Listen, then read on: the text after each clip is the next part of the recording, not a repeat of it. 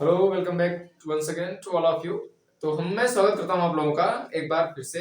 परमाणु संरचना की जो हमारी वीडियो चल रही है उसमें हम लोग बताए थे रदरफोर्ड का जो परमाणु मॉडल था वहां तक कि उन्होंने किस तरह से नाभिक की खोज की थी। तो एक बार मैं आपको याद दिला दूं कि रदरफोर्ड ने एक परमाणु लिया था और परमाणु पर किसकी पन्नी चढ़ाई थी आपको पता है? सोने की पतली पन्नी चढ़ाई थी, क्योंकि सोना जो होता है उसकी आप बहुत महीन चादर बना सकते हैं। और ये परमाणु है, इस परमाणु में प्लस क्यों दिखाया गया है? क्योंकि यहाँ पर उन्होंने देखा था कि प्रोटॉन पूरा का पूरा नाभिक में ही होता है। इससे पहले जो जे थॉम्सन ने बताया था कि परमाणु पूरे में फैला, परमाणु जो होता है उसमें प्रोटॉन पूरे में फैला होता है। जिससे तरबूज होता है, तरबूज में जो रेड कलर का एरिया होता है वो पूरे में फैला होता है। उसी तरह से परमाणु में क्या होता है? प्रोटॉन। लेकिन जब इन्होंने एक यूरेनियम लिया, यूरेनियम एक रेडियो एक्टिव है, आप लोग जानते ही हैं। इससे अल्फा किरणें निकलेंगी, ये भी आपको पता है। तो ये जब लिया तो इससे अल्फा किरण निकाली तो अल्फा किरण पर पॉजिटिव चार्ज, प्रोटॉन पर पॉजिटिव चार्ज। उनका मानना था कि इसको लाओ थोड़ा सा और प्रूफ करते हैं और देख ही लेते हैं कि क्या कहीं खाली स्थान है या प्रोटॉन कहाँ कहाँ है। तो ये क्या हुआ कि जब किरणें गई तो ये ऐसे ऐसे ऐसे इस पार से उस पार निकलती गई, क्योंकि नाभिक में जब नाभिक के करीब गई तो ये ऐसे मुड़ गई और ये वाली ऐसे मुड़ गई।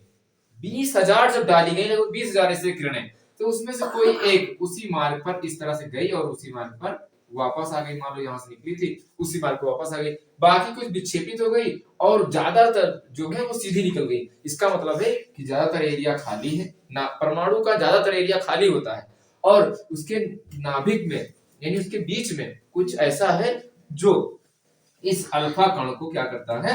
अल्फा कण को जानते हैं प्लस चार्ज होता है, प्रोटॉन में प्लस चार्ज होता है। प्रोटॉन की खोज पहले ही की जा चुकी थी और अल्फा कण की भी खोज पहले हो चुकी थी। तो इस तरह से यहाँ पर उनको पता चला कि नाभिक जो है वो परमाणु के बीच में, यानी उसमें प्रोटॉन पाया जाता है। अब ये जो प्रोटॉन है यहाँ पर, इसमें इलेक्ट्रॉन से बहुत बहुत ज्यादा ये मास की अगर तुलना करें तो द्रव्यमान में ज्यादा होता है। तो हम कहें, और बाद में ये भी पता चला न्यूट्रॉन की खोज के बाद में कि न्यूट्रॉन भी नाभिक में होता है। तो परमाणु का जो कुल द्रव्यमान होता है, परमाणु का जो पूरा वजन हो जाएगा वो कहाँ? इधर ना होकर के पूरा मास लगभग द्रव्यमान जो होता है वो इसके नाभिक में ही परमाणु का पूरा पाया जाता है। और नाभिक इतना छोटा होता है, इतना छोटा होता है कि इसकी जो त्रिज्या होती है 10⁻⁻15 मीटर होती है। ठीक, 10⁻⁻15 मीटर जो है ये नाभिक की त्रिज्या होती है। नाभिक बहुत छोटा होता है। आप देखिए यहाँ पर एक चीज और कि जो इसमें प्रोटॉन और न्यूट्रॉन पाया जाता है, ये न्यूट्रॉन प्रोटॉन जो है वो प्रोटॉन और न्यूट्रॉन का द्रव्यमान बराबर होता है और इलेक्ट्रॉन उसके सामने बहुत हल्का होता है। तो हम कह सकते हैं कि परमाणु का जो पूरा द्रव्यमान है, परमाणु का पूरा वजन है, वो सिर्फ प्रोटॉन न्यूट्रॉन के बराबर होता है। इलेक्ट्रॉन को हम नगण्य मान लेते हैं। तो यहाँ पर अगर परमाणु की द्रव्यमान संख्या की बात की जाए तो अगर द्रव्यमान संख्या को दर्शाते हैं ए से, ए बराबर हो जाएगा एन यानी न्यूट्रॉनों की संख्या और प्लस जेड, जेड होता है पी, यानी क्योंकि P बराबर होता है जेड यानी परमाणु क्रमांक और प्रोटॉनों की संख्या समान होती है। तो जो जेड है यानी प्रोटॉनों की संख्या और n को जोड़ा जाएगा तो वो द्रव्यमान संख्या के बराबर होगा, जो कि परमाणु की द्रव्यमान संख्या के बराबर होता है। तो आप इस तरह से इसको याद कर सकते हैं। और किसी में अगर जेड दिया गया है, परमाणु क्रमांक दिया गया है और ये द्रव्यमान संख्या दी गई है तो आप न्यूट्रॉनों की संख्या से निकाल सकते हैं। तीनों में से कोई एक ज्ञात करना है, दो दिया है तो आसानी से निकाल सकते हैं। तो ये किसका आविष्कार था? ये था रदरफोर्ड का। ये रदरफोर्ड का प्रयोग था। जिसने पिछली वीडियो नहीं देखी है वो जाकर के देखेगा, तब यहाँ पर समझ में आएगा। मैंने उसको पूरा डिटेल में बताया। अब इसको मिटा रहे हैं और इसके बाद में एक मॉडल दिया था बोर ने। बोर ने ये मॉडल क्यों दिया, क्या आवश्यकता आन पड़ी? क्योंकि यहाँ पर रदरफोर्ड ने बताया था कि इलेक्ट्रॉन के चारों ओर घूमते तो हैं, लेकिन घूमने पर ये नहीं बताया कि उनकी फिक्स कक्षाएं होती हैं या फिर कि हम कहां पर घूमते हैं, कहां पर नहीं घूमते हैं। बस इसके आधार पर यहाँ पर बोर ने एक अपना प्रयोग किया और फिर बताया इलेक्ट्रॉन कहाँ होते हैं और कहाँ घूमते हैं। तो हम लोग उसमें देखने वाले हैं। ठीक, तो ये मिटा रहे हैं और आपको बता रहे हैं बोर का परमाणु मॉडल। तो बोर परमाणु मॉडल लिखे आप लोग, बोर का परमाणु वाला मॉडल।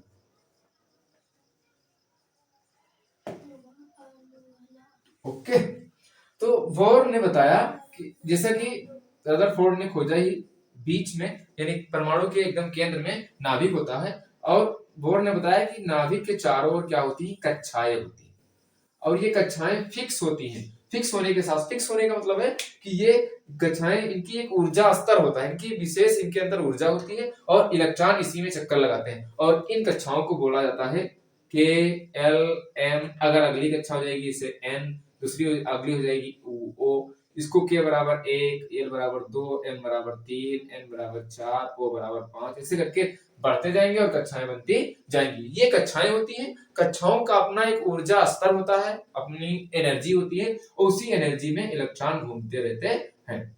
और जब इलेक्ट्रॉन घूमते हैं तो इलेक्ट्रॉन इसमें घूमते टाइम एनर्जी को लॉस नहीं करते, यानी इलेक्ट्रॉन घूमते हैं, एनर्जी को लॉस नहीं करते हैं, अपनी फिक्स कक्षा में घूमते हैं। तो नंबर 1 बोर के अनुसार क्या होता है कि परमाणु में निश्चित कक्षाएं होती हैं, निश्चित कक्षाएं होंगी, और कक्षाओं में नंबर 2 कक्षाओं की क्या होगी, कक्षा लिख दें हम यहाँ पे, कक्षाओं की एक निश्चित ऊर्जा होती है, निश्चित ऊर्जा होती है। तो कक्षा की निश्चित ऊर्जा हो जाएगी, और उसी कक्षा में इलेक्ट्रॉन क्या करेंगे, वो उसमें चक्कर लगाते हैं, और चक्कर लगाते समय इलेक्ट्रॉन अपनी ऊर्जा का ह्रास नहीं करते, अपनी ऊर्जा खोते नहीं है। अब देखिए यहां पर इसकी एनर्जी, ऊर्जा स्तर ये वाला जो है कम होगी, फिर इसकी ये वाली कुछ ज्यादा होगी। जैसे जैसे बढ़ते जाएंगे ऊर्जा का स्तर बढ़ता जाएगा। अब जब ऊर्जा स्तर बढ़ता जाएगा तो इलेक्ट्रॉन क्या करते हैं कि अगर मान लो कोई इलेक्ट्रॉन है और उसको आप एनर्जी दे दोगे, उसको एक इलेक्ट्रॉन को एनर्जी मिल जाएगी, तो वो क्या करेगा, उसको एनर्जी ज्यादा मिली एनर्जी, तो वो एनर्जी लेकर के अगली कक्षा में आ जाएगा, हायर लेवल पे चला जाएगा। जैसे आप पढ़ रहे हैं, आप ये पहले एक कक्षा 1 में है, आपने थोड़ा मोड़ा पढ़ लिया, ज्यादा पढ़ लिया, तो कहा 1 में ही बने रहेंगे, आपके पिताजी परेशान हो जाएंगे, मेरा बच्चा बहुत पढ़ लेता है, लो इसको दूसरी में इसको तुरंत कूदा दो, तो आप दूसरे में कूद जाएंगे। अगर आप क्या करें, यहाँ पर इतना ज्ञान प्राप्त कर लें पहली कक्षा में कि आप 3rd कक्षा में जाने के लायक हैं, तो आपको कहाँ, तीसरी कक्षा में भेज दिया जाएगा। हाँ, एक फिक्स होता है कि यहाँ पर आप इस लेवल को का ज्ञान हो, ये नहीं कि जितनी एनर्जी इसकी है उतनी होनी चाहिए। अब पता लगे कि यहाँ पर एनर्जी चाहिए इसको 10 इलेक्ट्रॉन वोल्ट, और आपके पास है 5 इलेक्ट्रॉन वोल्ट, और इसका है 4 इलेक्ट्रॉन वोल्ट, या फिर 7 इलेक्ट्रॉन वोल्ट, तो आप बीच में कहीं नहीं आ सकते हैं। क्या कक्षा 4 में है तो आप 3.5 में जा सकते हैं, या 3.25 में आ सकते हैं, ऐसा तो हो नहीं सकता है। तो यहाँ पर क्या हो जाएगा, सुनो भाई ये बात सही है, तो क्यों, क्योंकि यहाँ पर जो एनर्जी की कक्षाएं होती है वो फिक्स होती है, तो यहाँ एक निश्चित कक्षा होती है, कक्षाओं का गुणन होगा, वो पूर्ण गुणांक होगा, या तो 1 होगा, या तो 2 होगा, या तो 3 होगा, या तो 4 होगा। इसीलिए इन्होंने बताया था कि इलेक्ट्रॉन का जो पूर्ण गुणांक होता है वो h/2π का गुणांक होता है, यानी 1h/2π का गुणांक होगा, या तो h/2π, यहाँ पर 2 लगा देंगे, ये 2 से 2 कट जाएगा, ये 3h/2π होगा। h क्या है, h है प्लैंक कांस्टेंट, एक वैज्ञानिक थे प्लैंक, उन्होंने बताया था कि कोई भी अगर प्रकाश है, प्रकाश की जो एनर्जी होती है वो उसके प्रकाश की तीव्रता पर डिपेंड करती है, यानी प्रकाश कितना तेज है, प्रकाश जितना तेज होगा, जितना ज्यादा चमकीला होगा, उतने ही ज्यादा उसमें एनर्जी होती है, उतने ज्यादा तेज होगा प्रकाश। तो उन्होंने बताया था E is directly proportional to nu, nu मतलब होता है प्रकाश की आवृत्ति, और जो ये प्रोपोर्शनल यहाँ पर होगा, प्रोपोर्शनल हटाया गया तो आपको पता है कांस्टेंट लगाया गया, कांस्टेंट है h, और इसी h को बोलते हैं प्लैंक कांस्टेंट। ओके, तो प्लैंक कांस्टेंट ये चीज है, तो यहाँ पर इसको हम लोग समझ सकते हैं कि ये कक्षाएं जो होती हैं वो फिक्स होंगी। ओके, अब फिर इसके बाद में अगर इनको कक्षा एनर्जी मिल जाएगी तो नेक्स्ट कक्षा में कूद आते हैं इलेक्ट्रॉन, और ये इलेक्ट्रॉन कूद आएंगे लेकिन ज्यादा देर तो रुकेंगे नहीं। अब आप नई कक्षा में जाएंगे तो आप पढ़ेंगे, लेकिन ये नहीं कि गए बस देखा, बच्चों को देखा भाग आए, ऐसा नहीं होगा। लेकिन इलेक्ट्रॉन ऐसा ही करते हैं, इलेक्ट्रॉन क्या करते हैं कि जैसे ही इससे इलेक्ट्रॉन एनर्जी इसको मिली, ये हो गया बेचारा उत्तेजित, एक्साइटेड हो जाएगा, और ये अगली कक्षा में तुरंत भन से कूद जाएगा। ठीक, यहाँ पर जब कूदेगा तो यहाँ पर रुकेगा नहीं, फिर से अपने लोवेस्ट लेवल पर आने की कोशिश करेगा इलेक्ट्रॉन। तो कोशिश करेगा तो इस एनर्जी और इस एनर्जी के बीच में जितना डिफरेंस होगा, वो डिफरेंस क्या करेगा, वो एनर्जी को इस फॉर्म में निकाल देगा।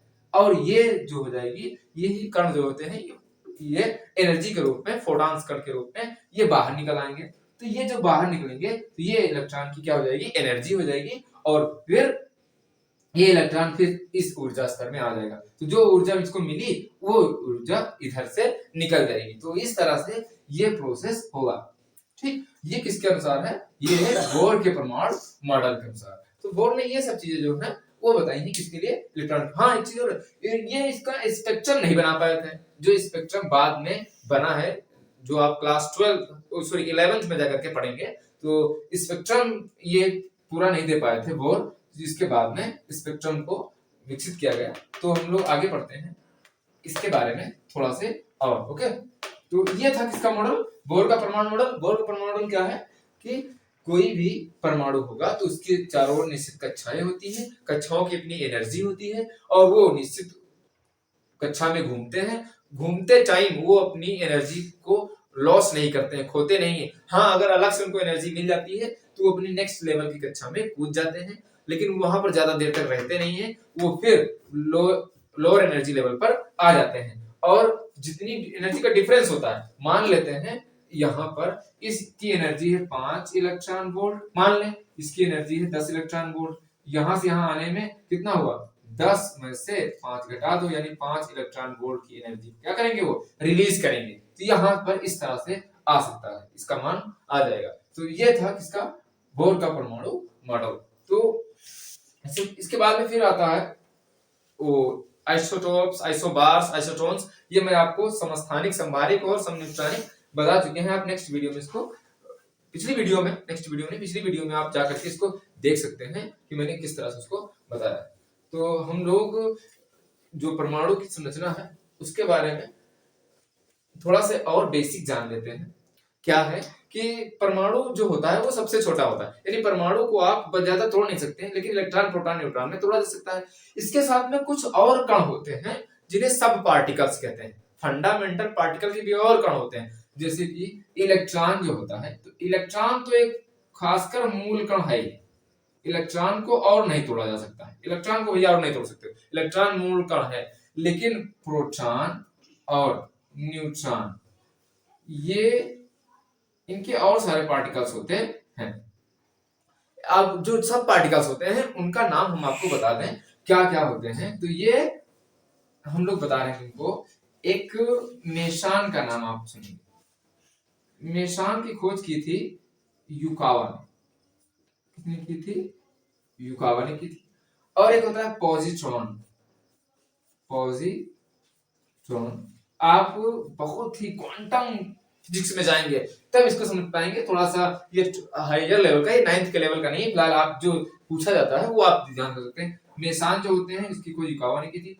पॉजिट्रॉन इसकी खोज की थी एंडरसन ने।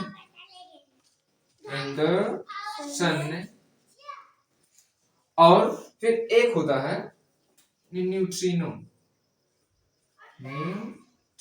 ये जो पॉजिट्रॉन होता है, पॉजिट्रॉन होता है अपोजिट या एंटी पार्टिकल जो होता है इलेक्ट्रॉन का, क्योंकि इस पर क्या, जितना चार्ज इस पर होगा उतना ही चार्ज इस पर होगा, लेकिन इस पर होता है माइनस का चार्ज और पॉजिट्रॉन पर होता है प्लस चार्ज, इसीलिए इसको बीटा लिखा जाता है। क्योंकि आप बीटा प्लस से दर्शाते हैं। अच्छा, बीटा प्लस से क्यों दर्शाते हैं, क्योंकि आप बीटा किरणों के बारे में पढ़े हैं, मैंने बताया था रेडियो एक्टिविटी में कि बीटा जो किरण होती है वो इलेक्ट्रॉनों के सदृश होते हैं।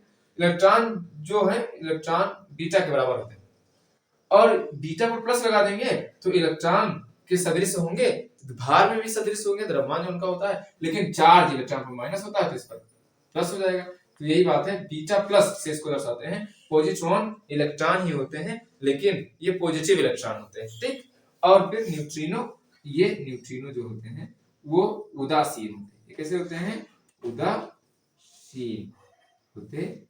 तो आप इसको इस तरह से समझ सकते हैं। तो आइए आज के लिए इतना ही, हम लोग पढ़ते हैं किसी नेक्स्ट वीडियो में अच्छे सा टॉपिक के साथ। Thank you so much.